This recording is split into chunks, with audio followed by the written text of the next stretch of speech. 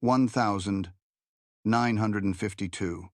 Over the frozen spine of Mig Alley, just south of the Yalu River, a Soviet pilot grits his teeth and pulls into a high-G climb. His MiG-15 shrieks upward, trailing vapor, banking hard into a tight escape maneuver perfected over dozens of dogfights. He's been here before, chased, fired upon, almost killed, but he knows the angles. He knows how to break the shot.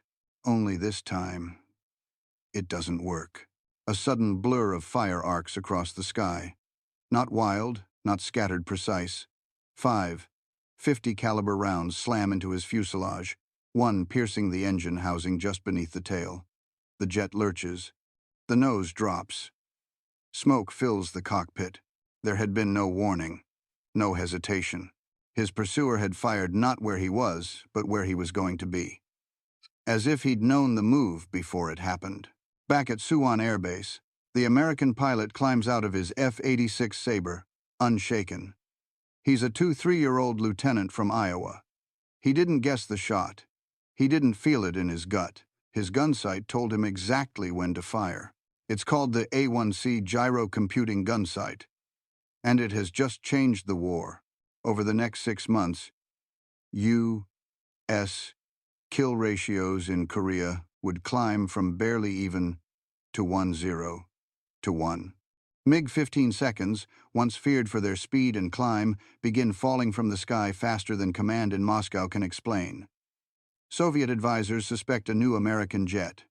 Others fear radar-guided guns. A few whisper about witchcraft.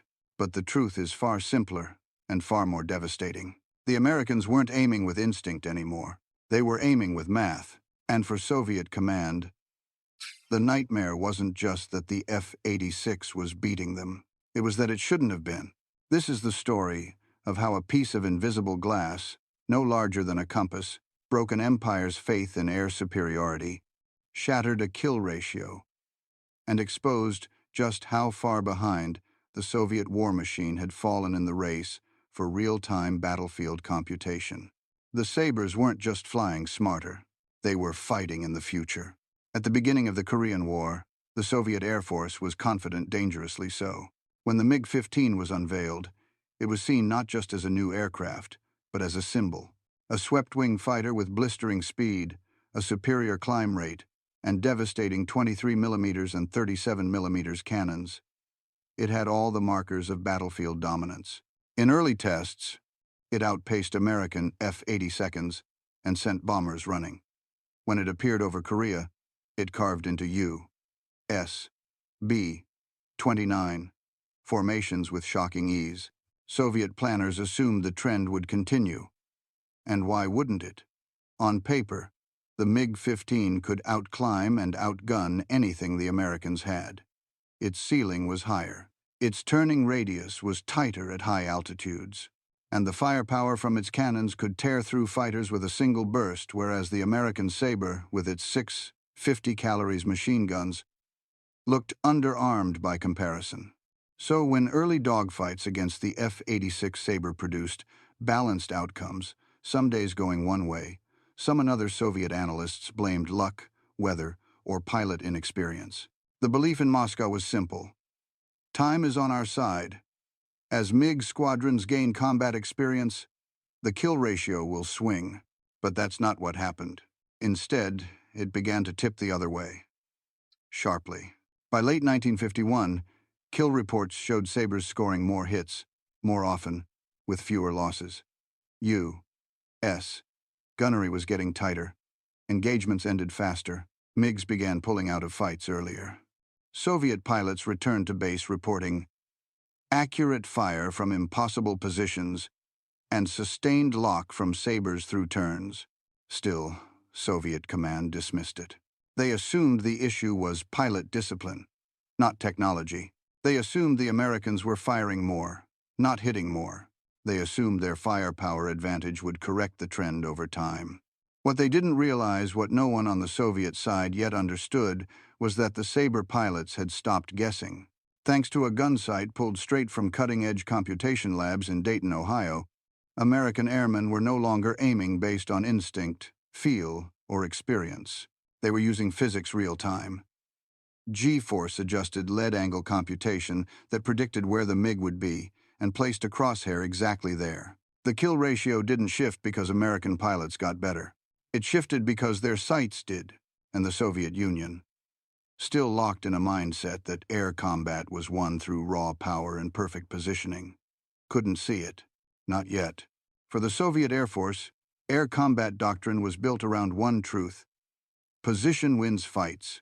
This belief, inherited from World War II and reinforced by early Cold War exercises, shaped everything about how MiG-15 pilots were trained. Soviet fighters were taught to strike fast, from high altitude, with minimal turns. The MiG's climb rate and raw speed were seen as its two greatest assets, ideal for zoom and boom passes, head-on attacks, or hit-and-run engagements. Dogfights were discouraged. Why? Because they introduced variables: turn rate, pilot stamina, cannon accuracy, and worst of all, fuel consumption. MiGs operating from Chinese bases had limited loiter time over Korea. Prolonged engagements meant risking a forced landing, or worse, a capture. So Soviet doctrine emphasized control. Stick to the vertical. Fire from range. Don't chase.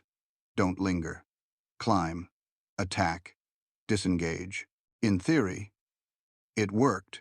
Against bombers, it was lethal. Against undisciplined American squadrons early in the war, it held its ground. But by mid-1952, cracks began to show. F-86 Sabre pilots were not following the script. They weren't committing to predictable flight paths. They weren't baited by high climbs.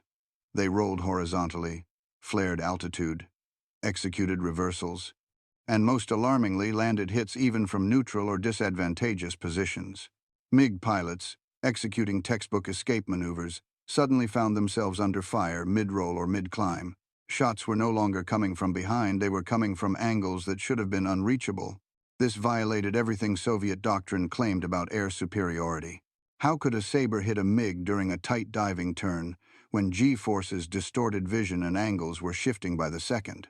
How could they anticipate a breakaway that hadn't begun? Command assumed these were lucky shots.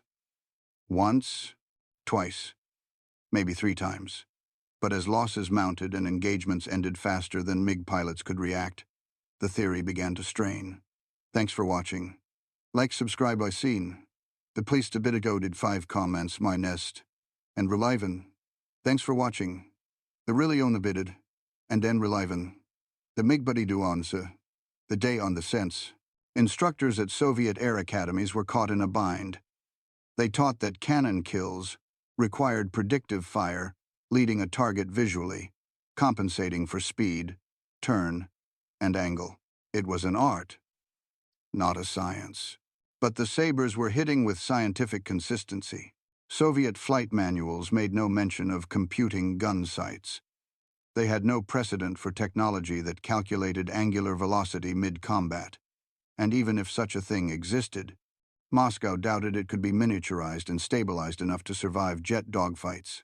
So the doctrine stayed intact. Soviet pilots were told to follow procedure. But procedure was failing. Because while the MiG still held the edge in top-line performance, it was flying blind in one critical category: precision. And doctrine had no answer for that. January 1953. The skies above MiG Alley were clear, visibility stretched for miles, and the kill scoreboard was already tilting. But for Soviet Squadron Commander Colonel Dmitry Vashchenko, that day was supposed to be routine. He had flown 37 sorties, claimed 4 Sabres, and believed in the MiG-15's supremacy with every fiber of his training. His flight of 4 MiGs had just intercepted a formation of F-86 seconds at 32,000 feet. The 2 groups circled in loose proximity, neither fully committing.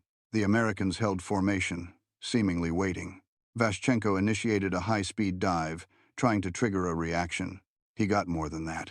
As he began his loop back into a climbing turn, a Sabre below him suddenly broke formation and surged upward in a steep spiral, perfectly timed to cut across his path. Vashchenko rolled left, yanked the stick, and pulled hard into a defensive split S. It should have worked. His evasive maneuver was drilled into every MiG pilot's muscle memory, changing angle, speed, and direction in one fluid sweep. At that velocity, any human gunner would be thrown off by G-forces and shifting target arc. But the Sabre didn't miss. Its guns opened up mid-roll, precisely as Vashchenko hit the apex of his turn. The rounds tore through his wing root. The MiG shuddered violently, shedding panels as the control column locked. He ejected into the thin air with the cockpit still on fire. Later, as he limped into a Soviet debriefing tent in northern China, Vashchenko recounted the moment with disbelief. The Sabre hadn't guessed. It had anticipated perfectly. His words were transcribed and reviewed by Soviet intelligence officers, who redacted the term unavoidable from the official report. In Moscow, the incident triggered alarm, but not the right kind. The political directorate framed the kill as a lapse in aggression. Vashchenko was quietly reassigned. His wing was grounded for doctrinal retraining.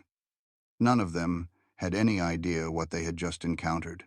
But on the American side, pilots knew exactly what had happened. The A1C computing Gunsight had locked its solution before the Sabre even fired. By factoring in G-load, rate of turn, and angular velocity, the reticle displayed where to shoot, not where to aim. The pilot had only to hold steady and pull the trigger. No mental math. No guesswork. Just deadly certainty. This was the first documented kill in which a MiG executed a perfect defensive maneuver and still died. It was the moment the U.S. Gunsight technology went from speculative edge to tactical revolution. And though the Soviets didn't know it yet, Vashchenko's downing marked the beginning of a chilling new chapter. One where MiGs couldn't run, couldn't turn, and couldn't hide. Because Sabres, for the first time in air combat history, had begun to shoot ahead of time. The reports filtered in slowly at first, single kills, unusual bursts of accuracy, Sabres striking during evasive maneuvers. But by February 1953, the pattern could no longer be dismissed. Entire Soviet squadrons were returning with reduced numbers, shaken pilots, and strangely consistent combat logs. What disturbed Moscow wasn't just the losses. It was how they occurred. MiG-15 seconds were being shot down in turns they should have survived. Pilots swore they were fired upon during hard rolls, vertical dives, even momentary cloud cover scenarios where traditional gunnery would fail or falter. One after-action report described an F-86 that tracked like a spotlight, keeping its fire locked through 3 directional changes. Another claimed the Sabres aim with foresight, not eyes. Still, Soviet High Command refused to accept the implications. At an emergency strategy meeting inside the General Staff building in Moscow, Air Marshal Pavel Zhigarev snapped at the idea that a gunsight, let alone some American device, was behind the kill rate shift. No instrument replaces instinct, he is paraphrased as saying. No reticle fights the battle. Instead, the blame fell on pilot discipline. Orders were sent to retrain squadrons on tighter formations, increased use of wingman support, and stricter adherence to climb-attack disengage doctrine. Additional patrol routes were proposed to avoid American ambush zones. The war was reinterpreted as a matter of procedure, not technology. Propaganda officers drafted articles suggesting U.S. kill reports were inflated, exaggerated for morale, or Western media optics. Pilots like Colonel Vashchenko were quietly reassigned, their debriefs edited or suppressed. Inside Soviet intelligence, however, alarm was growing. Intercepts of American radio chatter revealed frequent references to camera review, computed lead, and reticle tracking. These terms baffled KGB analysts. What were the Americans using? How could they calculate shots in real time during 6G turns? Attempts to recover downed Sabres yielded no clear answers. The gunsight mechanism, compact and fused into the cockpit, rarely survived crashes intact, and when it did, it looked like nothing special, just a curved glass screen linked to a basic instrument cluster. Moscow's engineers dismissed it as a visual aid, but pilots knew better. They could feel it. In one confidential memo from a Soviet air instructor, the comment stands out like a beacon. They no longer wait for a window to fire. They fire into the window before it opens. Even so, the higher chain refused to adjust. Belief in MiG's superiority was political as much as tactical, admitting the Americans had out-engineered them quietly. Invisibly threatened not only military pride but the entire narrative of socialist technological dominance. So Moscow doubled down, and the Sabres kept firing. With Soviet kill ratios plummeting and pilot morale cratering, the Kremlin's next move was desperation dressed as doctrine. If American Sabres weren't outperforming the MiG-15 inches speed, range, or altitude, but were still winning in dogfights, then the only explanation must be firepower. Thus was born the volume of fire theory. According to internal Soviet Air Command briefings in March 1953, U.S. pilots were simply firing more often, more freely, and from more angles. Soviet planners believed that the Sabres' 6.50 caliber Browning machine guns, with a combined payload of nearly 1,800 rounds, allowed American pilots to spray the sky, saturate engagement zones, and score lucky hits through brute force.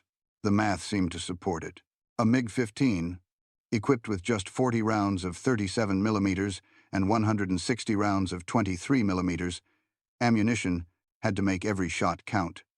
Its cannons were devastating in close quarters, but fired slowly and reloaded even slower.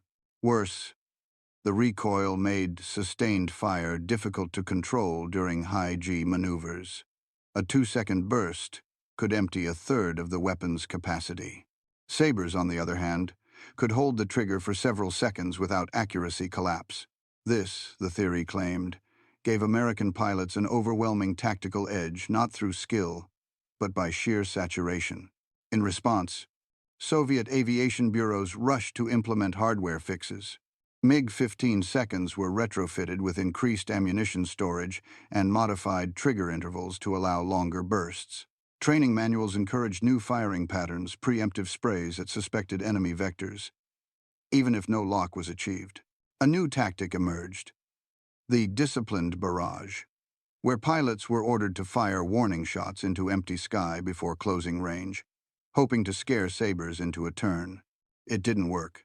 If anything, the changes made things worse. Pilots who focused on higher volume fire missed more often. Bursts were mistimed, targeting became erratic, and MiGs began running out of ammunition mid-engagement. Worse still, when Sabres returned fire, they did so precisely not in sprays, but in surgical bursts that landed hits within the first second.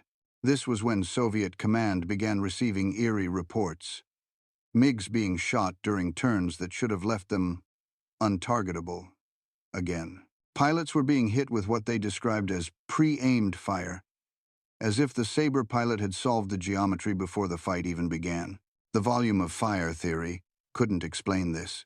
If the Americans were winning through chaos, how could their shots be so clean? Even as Soviet engineers doubled the MiG's ammo and expanded gunnery training hours, kill ratios continued to collapse. Gun camera footage, when recovered, showed Sabres leading moving targets with uncanny ease, often firing a single burst and peeling away before the MiG could even react. It wasn't brute force. It was calculation. But until Soviet analysts abandoned their fixation on firepower, they would never understand the mechanized precision driving America's silent domination of the skies. When increased firepower failed to shift the tide, Soviet intelligence pivoted to a second hypothesis, one rooted in the ghost stories of modern warfare: electronic trickery. By spring 1953, whispers of a new American sensor had spread from MiG pilot briefings to KGB intercept analysts. The theory was simple but ominous. The F-86 wasn't shooting better because its pilots were better. It was because the aircraft could see through clouds, lock on during turns, and auto-adjust its aim through a form of early radar guidance. It sounded like science fiction. But after weeks of unexplained kills, even fiction gained traction. Soviet engineers proposed that the Sabres were equipped with miniature radar rangefinders, embedded into their nose cones, possibly linked to a gyro platform in the cockpit. The result, they theorized, was a radar aiming system capable of calculating distance, closure rate, and angular displacement in real time, a direct ancestor to the fire control radars seen on bombers and naval gunnery. Now downsized and adapted for fighter jets, the theory had its appeal. It explained how Sabres could land hits in high G turns by letting sensors compute a dynamic lead solution. It explained how American pilots seemed to know where MiGs would exit a dive. And it aligned with Soviet fears about American tech miniaturization, which had accelerated after World War II through captured German designs and rapid post-war investment. So Moscow dispatched urgent retrieval teams. Downed Sabres were combed for trace electronics. Every wiring cluster, every sighting tube, every piece of cockpit glass was catalogued, photographed, and shipped to analysis labs in Moscow and Leningrad. Engineers tore apart broken gyros, hoping to find embedded antennae or frequency modulators. They found nothing. No radar dish, no transmitter, no signal processor, no antenna array. The Gunsight, a curved piece of glass with a floating reticle, was entirely analog. Its guts consisted of a gyroscope, a series of mechanical linkages, and a clever feedback loop connected to the aircraft's attitude indicators. It was advanced, elegant, but not electronic. Still, the belief in invisible American sensors persisted. Soviet radio operators were ordered to scan new bands for signs of airborne radar bursts. Rumors spread that the Americans were deploying jamming pods to cloak Sabre, signals acclaim that confused Soviet operators even more, since no signal had been detected to begin with. The real answer, mechanical computation, remained invisible, not because it was hidden, but because Soviet analysts weren't looking for it. They were fixated on radar, not physics. So while Moscow obsessed over imaginary sensors, American pilots were simply flying with a sight that used angular momentum and predictive offset to do something no MiG could counter. Make the future visible. The irony of Soviet intelligence in the Korean War wasn't that it lacked sources, it was that it had the wrong lens. Throughout 1952 and early 1953, KGB field stations, GRU signal teams, and air attachés stationed in Chinese command posts funneled a torrent of data back to Moscow. Gun camera footage, combat frequency logs, pilot debriefs, and even pieces of downed Sabres were methodically reviewed. Analysts pored over every flicker of a tracer, every spiral of a turn, trying to decode a pattern.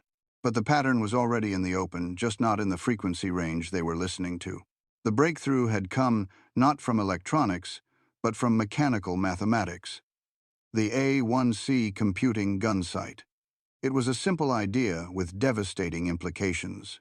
The device took a handful of flight variables, rate of turn, G-load, altitude, and attitude, and mechanically adjusted the sight picture inside the pilot's reticle to display a lead solution. In effect, it showed the pilot where the bullets would go based on real-time motion. No radar, no sensors, no lock-on, just cold, brutal physics, rendered in a floating ring of glass. But Soviet intelligence didn't grasp it. In multiple KGB internal reports, now declassified, analysts dismissed the A1C sight as optical enhancement only. One memo claimed it was unsuitable for high-speed engagements due to lack of targeting assistance.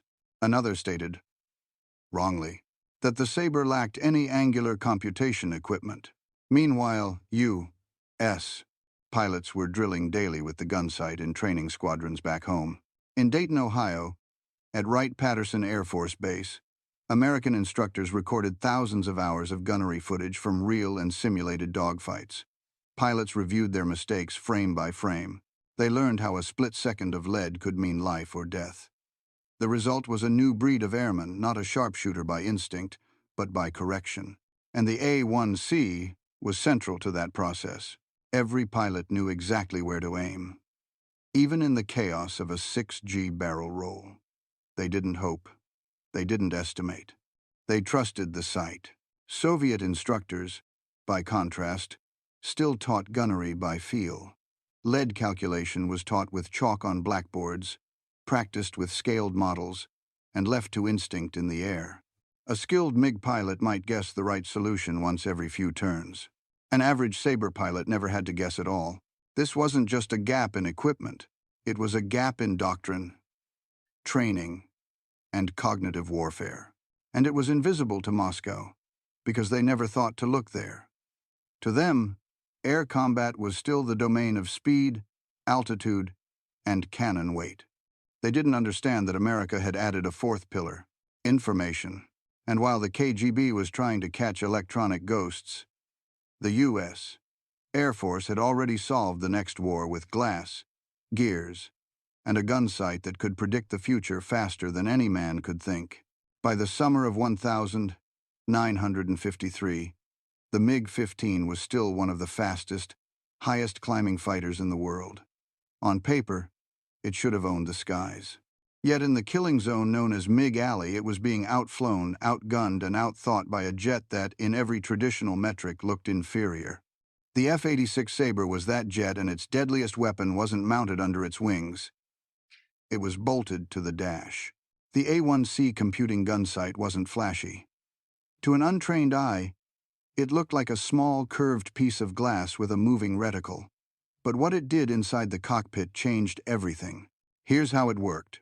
The sight was gyroscopically linked to the aircraft's pitch and yaw.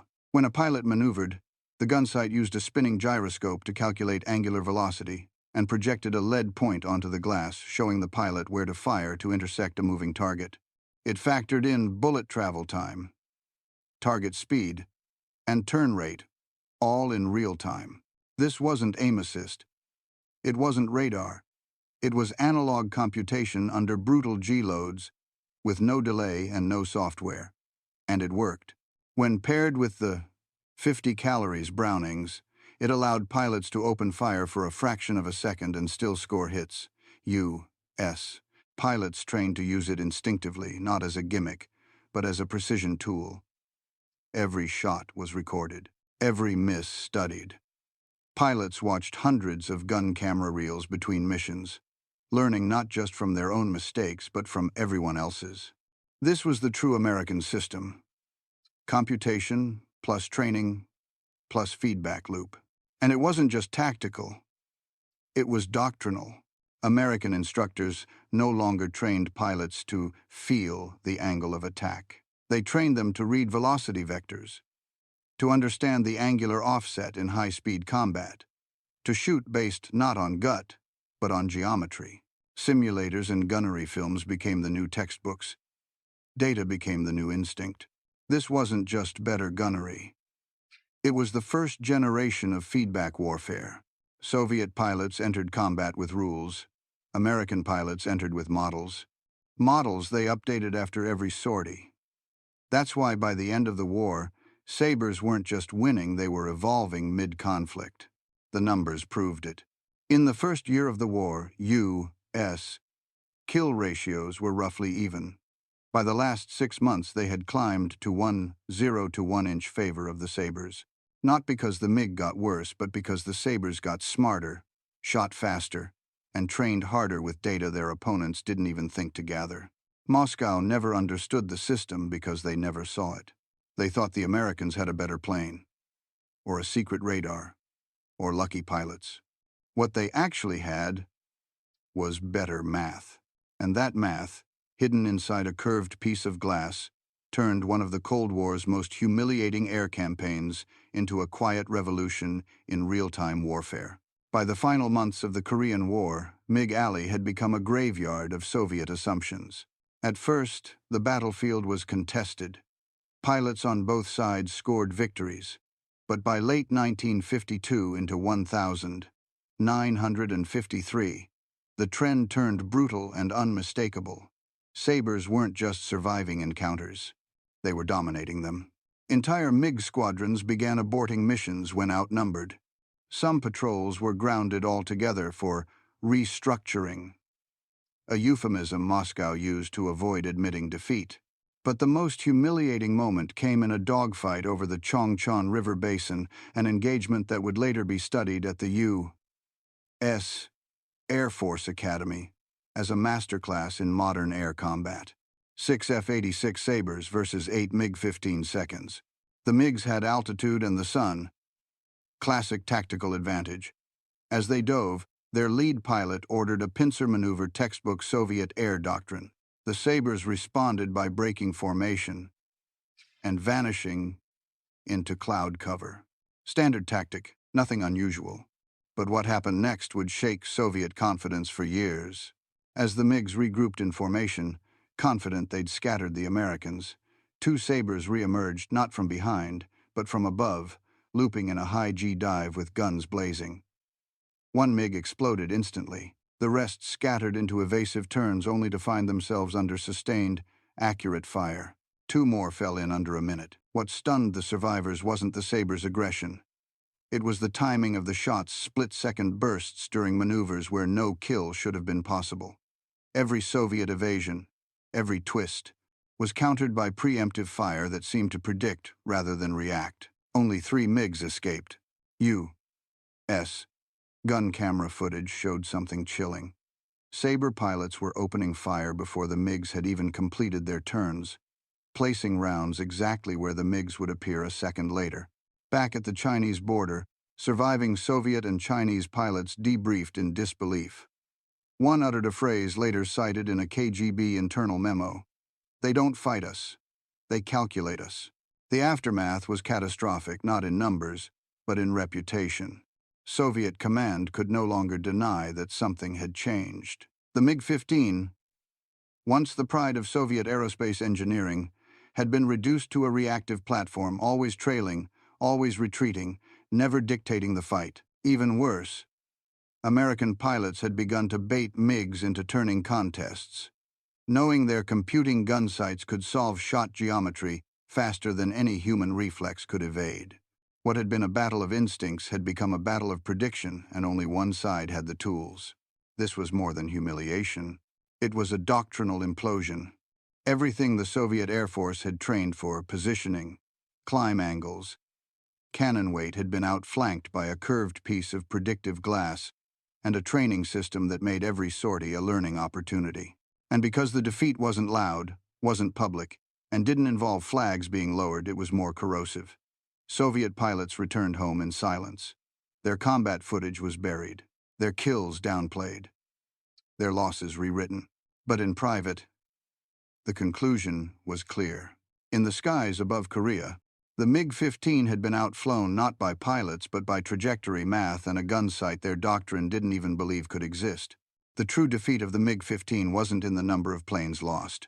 It was in what those losses revealed.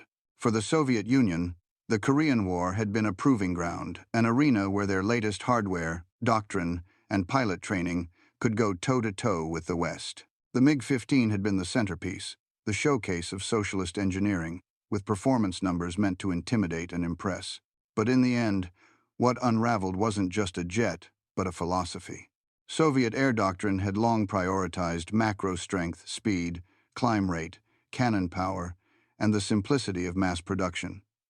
Everything was built around platforms, not systems. Pilots were expected to follow procedures. Machines were expected to be rugged and fast. Victory, in the Soviet model, came from numbers and positioning. But the Americans had turned the fight into something else. They introduced the idea that information, calculation, and feedback could outmatch brute force. That a moderately armed, well-trained pilot with a predictive gun sight could beat a more powerful jet repeatedly. The A1C computing gun sight wasn't a miracle weapon. It was a small, precise instrument made deadly by how it fit into a broader system of learning. And that's where the Soviet model collapsed, because it couldn't learn. There were no iterative feedback loops, no systematized pilot reviews, no training programs built around data analysis or gunnery footage. What the Sabre pilots had was not just hardware, it was doctrinal agility. Each mission made them better. Every mistake refined the next sortie. It was an airborne version of something the Soviets feared deeply: adaptive warfare. By the time Moscow recognized this, it was too late. The war was ending. The skies above Korea had gone quiet, but in internal Soviet briefings, the damage was clear. The MiG's dominance had evaporated. Sabre kill ratios, once dismissed as propaganda, were now backed by multiple intelligence sources. And worst of all, the West had achieved this without radar weapons, without heat-seeking missiles, and without numerical superiority. They had won with a glass sight. An instrument that didn't just guide bullets, it guided a paradigm shift. The Soviet Union had trained its Air Force for a world that no longer existed. A world where air combat was judged by thrust, climb, and gun size. What the F-86 proved was that the future of war would be decided by prediction, calculation, and iteration. And behind every American kill over MiG Alley wasn't just a pilot, but an entire system, silent, invisible, and devastatingly effective. The collapse wasn't immediate. It wouldn't be public. But in the classified archives of the Soviet Air Force, the conclusion was already written. We lost control of the sky and never knew why.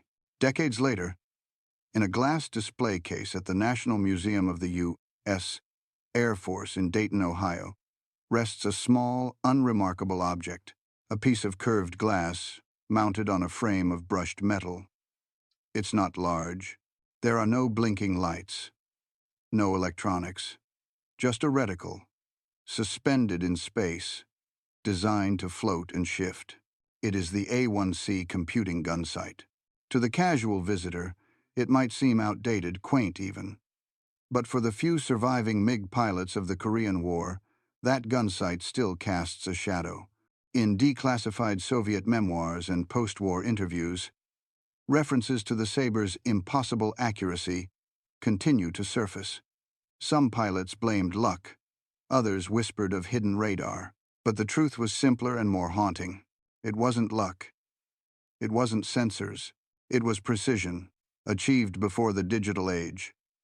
Through analog genius and relentless training, the Cold War would evolve.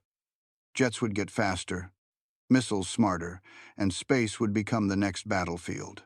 But in that first great air war of the jet age, when man and machine met above the Yalu River, it wasn't speed that won. It wasn't firepower. It was information delivered in real time, through a floating dot of light. That's the ghost the Soviets never outran. In modern combat, where heads-up displays and AI-driven targeting are standard, the seeds were sown not in the 1,980 seconds, but in the skies of 1,953. Every smart bomb, every laser-guided strike, every helmet-mounted cueing system owes a quiet debt to that first true integration of man, machine, and math. And it began with the A1C, a simple sight, an overlooked component, the silent killer of MiG Alley.